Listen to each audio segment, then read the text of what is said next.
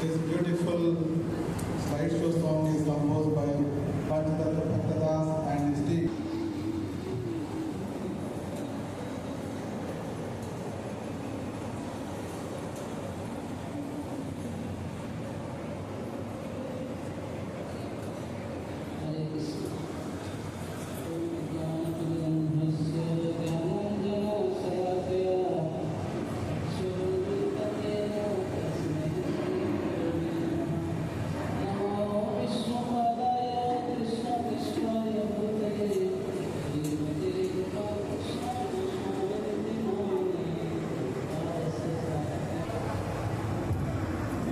आभारी हूँ आपके मंच पर सारे विषयों के सामने गुरु महाराज का मेमोरियल सेरेमनी में चुनाव करने के लिए मुझे अपॉर्चुनिटी दिया गया है।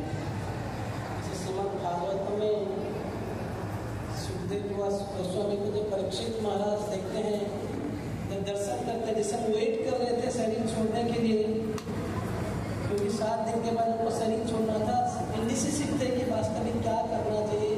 जब उस समय सुखदेव गोस्वामी पहुंच जाते हैं और किसी से होता है कथा सुनता है, उस समय वो